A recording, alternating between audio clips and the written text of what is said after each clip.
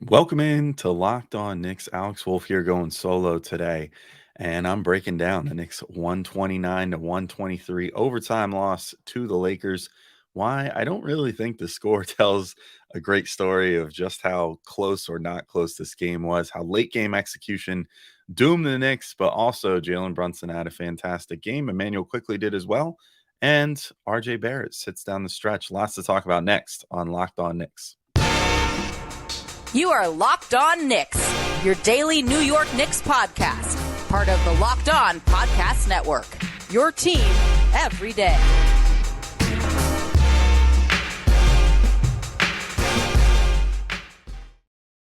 All right, welcome in to Locked On Knicks. Today's episode is brought to you by FanDuel Sportsbook, official sportsbook of Locked On. Make every moment more.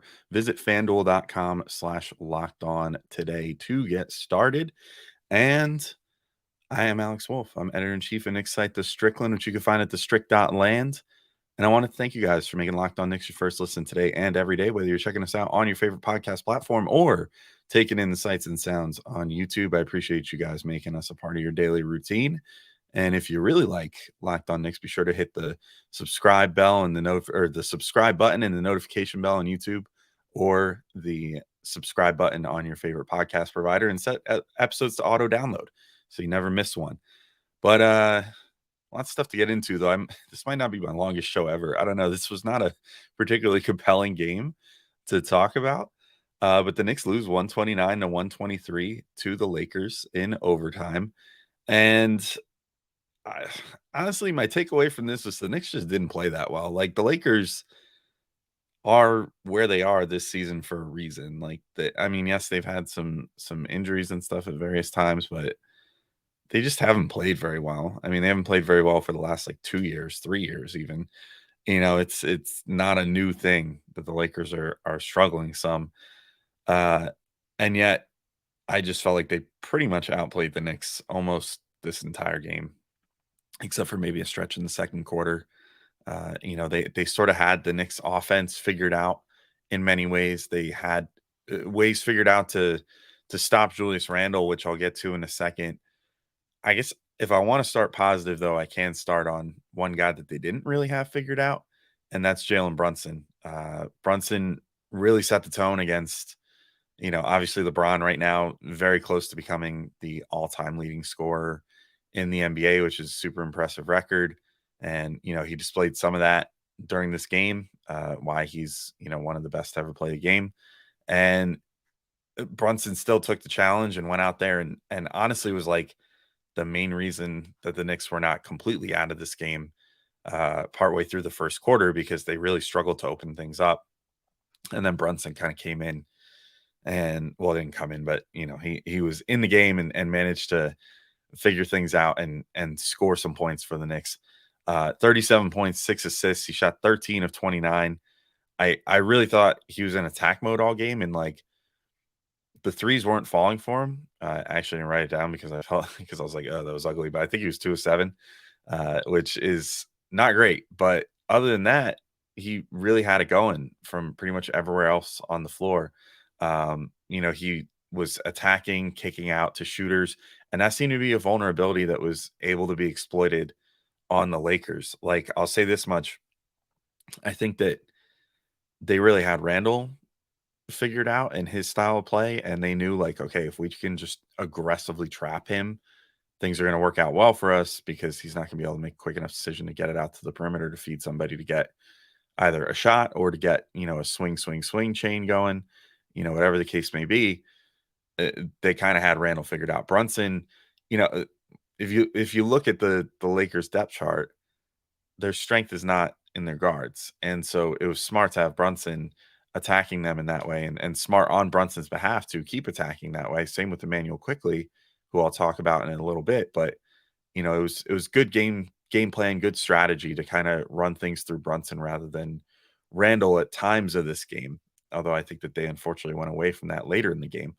But running that strategy with Brunson was what kept the Knicks in this game. He also had great defensive tenacity and was great at drawing offensive fouls again in this game. I thought he probably should have drawn 6 charges in this game, but a number of them went uncalled. One that he was particularly heated about was when the Lakers were on offense. He ran down the floor and got in front of LeBron, who didn't have the ball at the time, but LeBron basically like shoulder tackled him.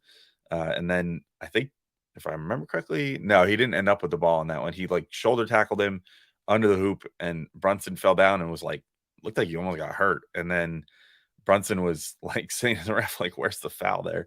And then one of the Lakers, I forget who, made a three off that possession, but kind of took a couple players out of the game because Randall was kind of with LeBron on that play too when he like shoulder tackled Brunson, and they both kind of got distracted. And then Grimes was able to contest the three, but it still, was kind of a broken possession by the fact that the refs just, I don't even think we're looking at what was happening under the hoop. And I think that was what Brunson was saying to the ref, like, look, like, watch the action, like, see what's going on down here, because there's just no call on that. But otherwise, a great game for him, drawing charges, some that really swung momentum.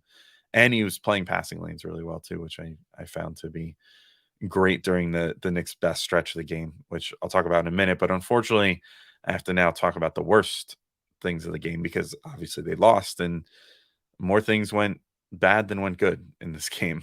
So that's kind of got to be the story here. So I thought especially the main thing was the end of game execution left a lot to be desired. And look, like, the Knicks played a bad game, and yet they were still in position to win it on the final shot, which I think says a lot about where the Knicks are right now against a team, again, like the Lakers, that has a lot of talented players, but just hasn't really figured things out. Like, the fact the Knicks were able to get back into it and, get to the point of being tied and have a chance to win the game on the last shot says a lot about them. However, that final possession was just awful. I mean, it was just the latest example of Tibbs not really having anything to draw up other than just like, let me get it to whichever player I feel like deserves getting it tonight, and just let them do their thing for 4 seconds. And if they don't get a shot up, so be it. We'll just go to overtime. When that especially doesn't work when you have players with super dead legs that you've been playing for like the whole fourth quarter, and that, are clearly gassed at that point. It doesn't work super well in that respect. But so Randall gets the ball at the end of the game with about 4 seconds left. I think it was like 3.8 on the clock or something. He gets doubled, and the Lakers knew exactly what to do. I mean, he had Anthony Davis on him to start. LeBron comes over, does a hard double, and Randall, since there was so little time, didn't look to move the ball at all, and then just attempts to kind of put it on the floor and get in and get a shot off, and couldn't even get a shot off. It was just kind of a really poor end of game execution there. I think probably would have been a lot better to give it to Brunson in that scenario. I mean, Brunson was the one that was able to exploit the guards on the Lakers all game. And even if he didn't shoot his best down the stretch, because again, I talked about this a few shows ago, I think he's getting pre-all-star dead legs a little bit. But, even if he wasn't having his best game, still just give it to him and let him attack, and let him see if he can find a shooter. That like, I think that if you could have gotten the ball to Brunson while he's already moving, worked out something where he takes like a double screen, grabs the ball, from the inbound, and then starts, moving already, even if he gets met at the rim or whatever, he could very quickly kick it out to someone who could have about a second to shoot it. And I think that would have been a much better option than what ended up happening, which was just like, here, Julius, figure it out in 4 seconds. And of course he didn't. Because it's not Julius's strength, I think, to take a final shot like that. Like, I think that's why you bring in a guy like Brunson. Or honestly, RJ Barrett has in the past shown to be pretty adept at taking late game shots that swing the game. And he wasn't playing, but I'll get to that, especially in a minute. But yeah, I don't know.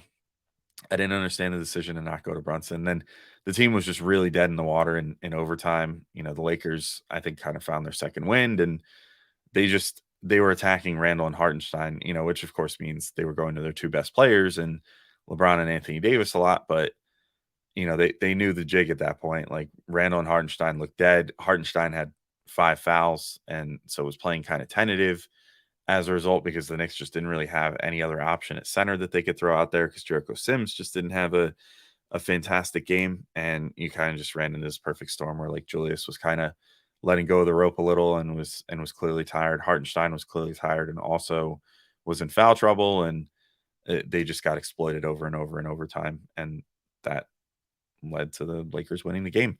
And then, I also just think a lot of the offense in overtime was similar to the end of the fourth. There was just too much feeding Randle and letting him ISO, and the Lakers just kept doing basically the same thing. They were like throwing doubles at him and throwing extra attention at him, and he was kind of panicking, and then it just wasn't leading to good passes and wasn't leading to good possessions. So I wish that there could have been something a little more creative going on.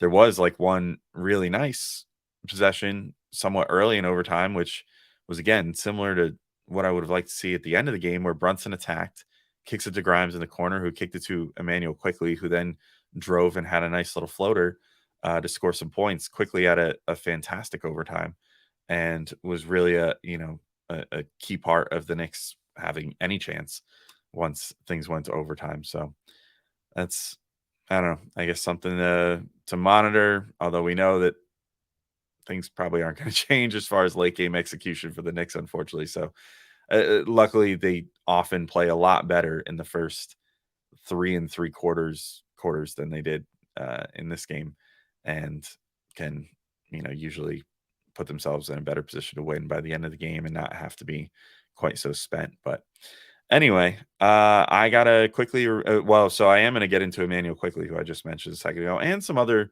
little positives that I took away from this game, including Isaiah Hartenstein and some of the things early in the game. But first, I do have to remind you all that today's episode is brought to you by FanDuel.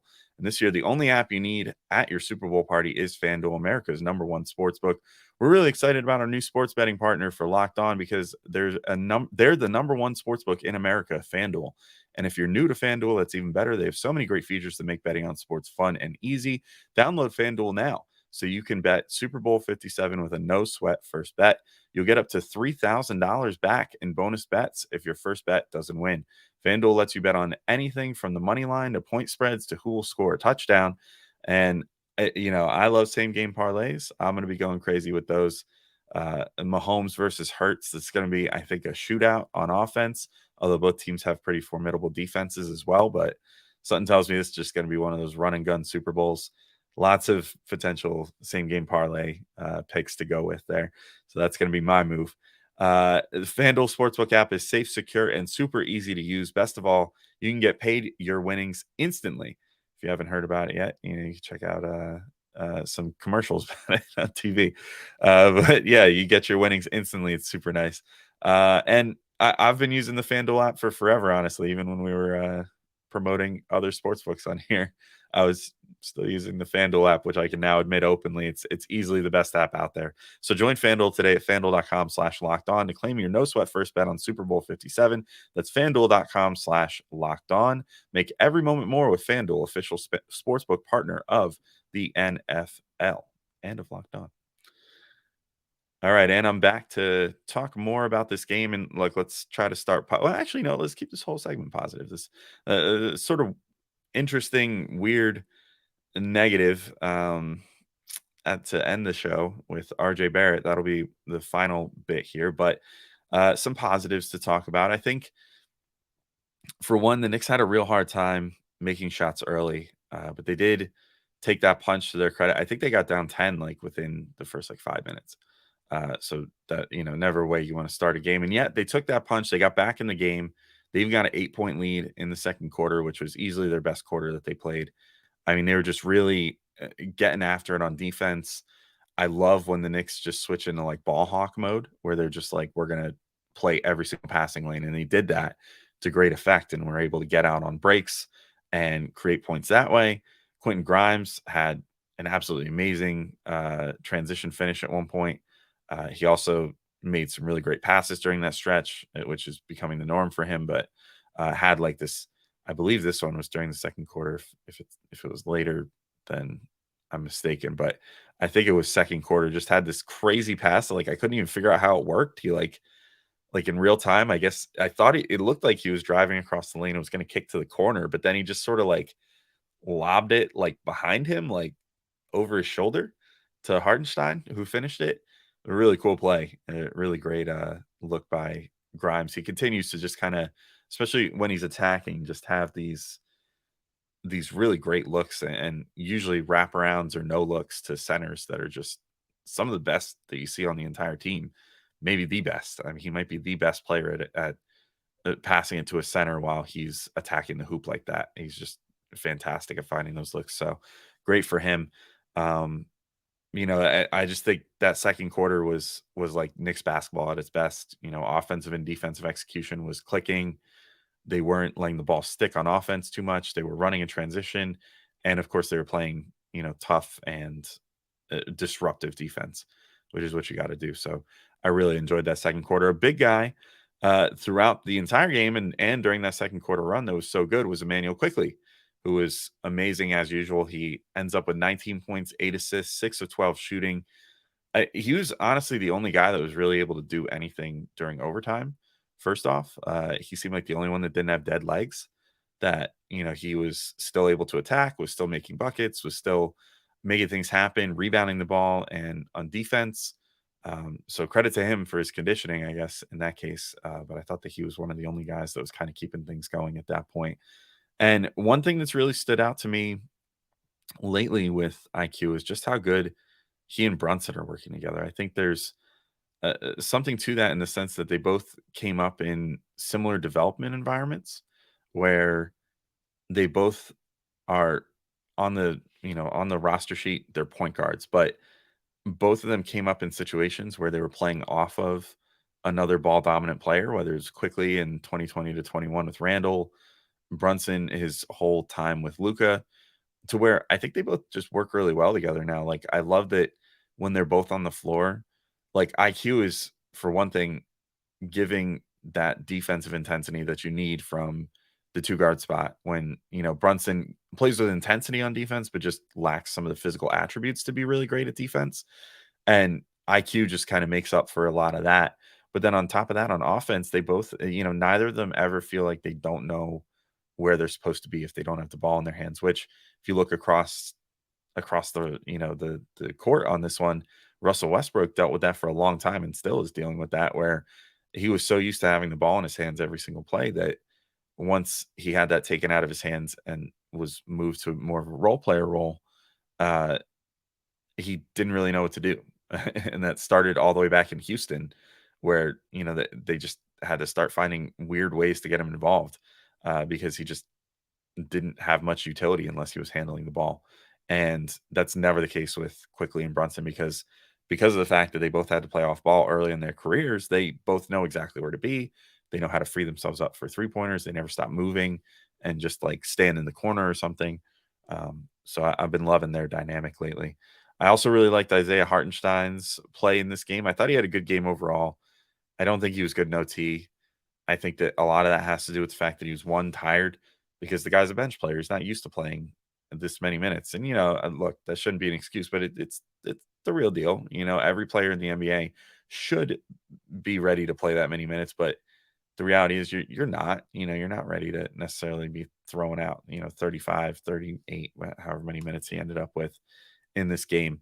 But he also was in foul trouble, which I alluded to earlier, and I think that led to him being more tentative in overtime, which in turn, obviously the Lakers' two best players are bigs or like big guys. LeBron maybe isn't considered a big; he's definitely more of a wing, but two big guys that like to get inside and do their damage that way. And if you have your center who's playing tentative with 5 fouls, it's going to make it a little difficult to really challenge those guys inside. And overtime games are often kind of won in the trenches in those small moments. So whatever. But anyway, I do want to talk about the positives with Hardenstein. He had 16 points and 13 rebounds. I really thought he did the work on the glass that the Knicks needed. Again, against a really good front line. Like the Lakers have Thomas Bryant coming off the bench, who's having a fantastic season. So it's pretty good stuff to, have Hartenstein out there doing well against Thomas Bryant, against Anthony Davis, against LeBron, against, Hachimura, like you name it. They had, some guys out there that could really, hurt you on the glass. And Hartenstein did the job as far as, making sure to corral as many rebounds as he had to. And just in general, I think played a pretty decent defensive game, about as good as you can expect from him. So I enjoyed that from him. I do still think the Knicks desperately need Mitchell Robinson back, though. I think Hartenstein was forced to play super tentative in overtime, which I said, and that can't happen in those late game situations. So having a Mitch back and having another center that Tibbs can finally trust back will be clutch. Or if the Knicks can just like trade for someone, trade for a warm body that can do a little more than Jericho Sims can do right now, because he just honestly has not really been up to par as the starting center. I think that would be helpful because they're in desperate need of another like trusted body at the center position right now. But anyway, I'm gonna quickly take my final break and come back and discuss sort of the elephant in the room here, which is RJ Barrett not playing down the stretch of this game and maybe being a little mad about it. But so before that, I just got to remind you guys today's episode is brought to you by Built Bar. And if you're looking for a delicious treat, but don't want all the fat and calories, you got to try a Built Bar. Where the holidays are kind of in the rearview mirror. It's February now, but hopefully you guys are still sticking with your New Year's resolutions and still trying to get in shape or whatever it is that you wanted to do, or just eat healthier. And Built Bar can be a huge help there. But what's crazy is you won't feel like you're eating something diet because they taste so good. And the reason is because they're all covered in 100% real chocolate, and they come in unbelievable flavors like churro, peanut butter brownie, and my personal favorite, coconut almond. I'm not sure how Built does it, but the bars it really tastes like a candy bar while maintaining amazing macros. They only have 130 calories and 4 grams of sugar, but you get a whopping 17 grams of protein with every Built bar to help you recover from a workout or just get you through the day. And now you don't need to wait around to get a box. For years, we've been talking about ordering your Built bars at built.com, but now you can get them at your local Walmart or Sam's Club. That's right. Head to your nearest Walmart today, walk to the pharmacy section, and grab yourself a box of Built bars. You can pick up a 4-bar box of cookies and cream, double chocolate, or coconut puffs. And if you're close to a Sam's Club, run in and grab a 13-bar box with their hit flavors brownie batter and churro. You can thank me later. All right, and back to finish discussing this game. Probably gonna be a pretty brief final segment, but a little drama in this game, and sort of lately, RJ Barrett doesn't close this game, and RJ doesn't even eclipse 30 minutes in this game, which makes it all the more striking. Um, he also apparently did not speak to reporters after the game, which is not something he normally does. That's if it was anyone else, I might be like, oh, it happens. But RJ very much does not shy away from the media availability and is often one of the guys that kind of takes the like bites the bullet, I guess, for the Knicks, and goes up there and talks regardless of what happened in the game. Seems like, I don't know, at least based off that, maybe he's not feeling super great about things at the moment.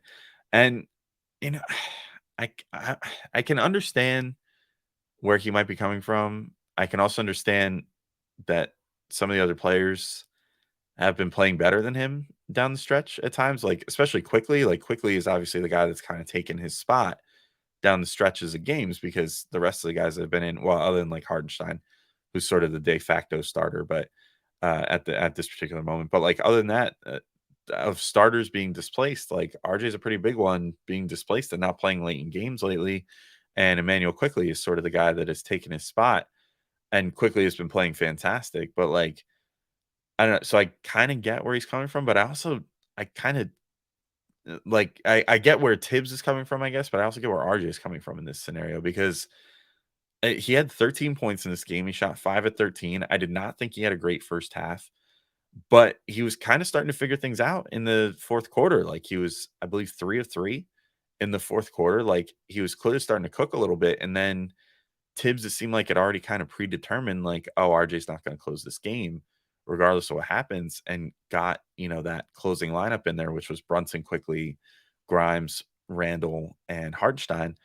And then even when the game hit overtime and it seemed clear that everybody was pretty tired, there still was no shot of getting RJ in there, which is even more bizarre to me. I mean, I understand a lot of teams will just play their last 5 guys that ended the game for the entirety of overtime because it's only like an extra 5-minute period. But like it would be a pretty game busting strategy to be like, oh, we have a guy who's pretty capable that can go in there and spell somebody for even just a few minutes. And then if you still want to close with that same lineup, maybe you say, okay, we'll throw RJ out there instead of Julius for a minute, or say Grimes for a minute, whatever. Like, let him, absorb some of that scoring brunt for a minute and see if he can continue staying hot, after he was hot to or start the fourth quarter. And yet Tibbs didn't do that. And instead just kind of left those guys out there to